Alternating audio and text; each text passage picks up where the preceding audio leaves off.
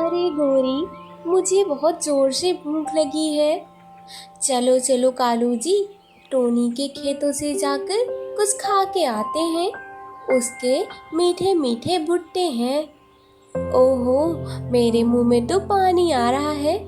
लेकिन गोरी, क्या टोनी हमें अपने खेतों से भुट्टे लेने देगी?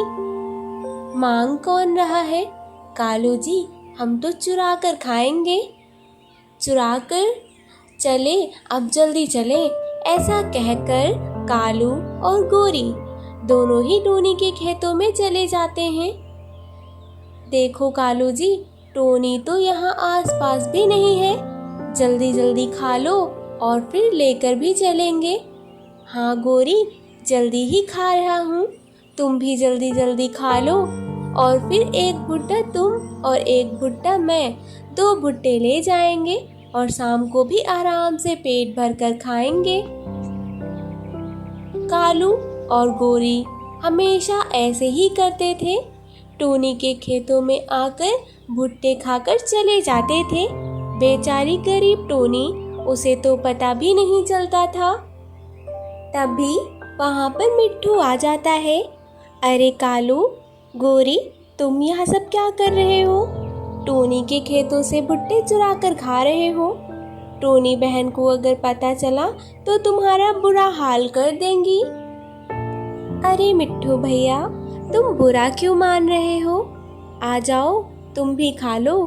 वैसे भी जंगल में आजकल दाना नहीं मिल रहा है और अपनी पत्नी के लिए भी लिए जाना।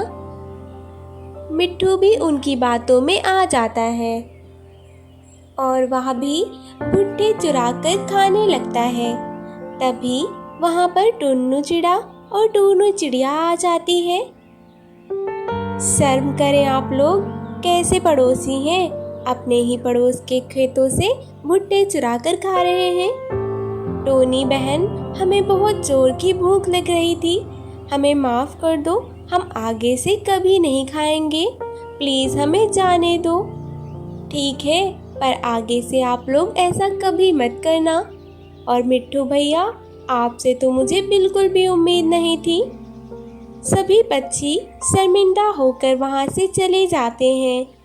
और टोनी, ऐसे ही हमारे भुट्टे ये लोग खाते रहे तो हम क्या खाएंगे? हमारी तो सारी फसल ऐसे ही बर्बाद हो जाएगी। आप चिंता मत कीजिए टुन्नू जी, अब ये लोग नहीं आएंगे। बेचारों को भूख लगी थी, इसीलिए हमारे खेतों से खा रहे थे। जंगल में भी दाना नहीं मिल रहा है। टोनी, तुम बहुत भोली हो, तुम्हें नहीं पता है यह लोग दाना ढूंढने ही नहीं जाते और जंगल में दाना नहीं है। यह लोग खुद खेती क्यों नहीं कर लेते? आपकी बात बिल्कुल सही है। टोनी अपने पति के साथ घर वापस चली जाती है। धीरे धीरे समय बीतता जाता है। एक दिन जोरदार बारिश होती है और टोनी की सारी फसल खराब हो जाती है। इतना पानी की वजह से टोनी और टोना घर से नहीं निकलते, इसलिए सभी पक्षी उनके भुट्टे चुरा कर ले जाते हैं। जैसे ही बारिश कम होती है, टोनी और टुन्नू अपने खेतों के पास आते हैं और देखते हैं वहाँ पर तो एक ही भुट्टा नहीं था। हे भगवान, हमारी तो सारी खेती लूट गई है। टुन्नू जी, अब हम क्या खाएंगे? टोनी, लगता है अब तो भूखे मरने की नौबत आ गई है। टोनी तो बहुत रोती है, उसका बुरा हाल हो जाता है। उसकी इतनी मेहनत पर पानी जो फिर गया था। टुन्नू जी, मैंने कितनी मेहनत की थी इन खेतों में और देखो, सारा पानी फिर गया, हमारी मेहनत बर्बाद हो गई। पर वहाँ पर एक भुट्टा पड़ा था। तभी उस भुट्टे से आवाज़ आती है।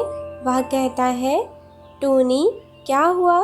तुम रो मत, मैं एक जादुई भुट्टा हूँ, तुम फिक्र मत करो।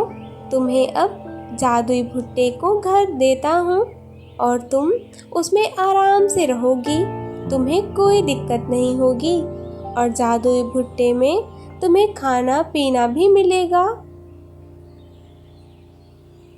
तभी वो भुट्टा एक बहुत ही सुंदर भुट्टे का घर देता है, जो दिखने में बहुत ही सुंदर था। साथ ही साथ उसमें इतने सारे भुट्टे थे और तरह तरह के फल भी थे। टूनी चिड़िया अपने पति के साथ उस घर में रहती है। वहीं दूसरी तरफ कालू और गोरी को कुछ खाने को नहीं मिल रहा था। जंगल में सूखा पड़ गया था। कालू और गोरी बहुत चिंता में थे। साथ ही साथ जंगल के पक्षी भी बहुत परेशान थे।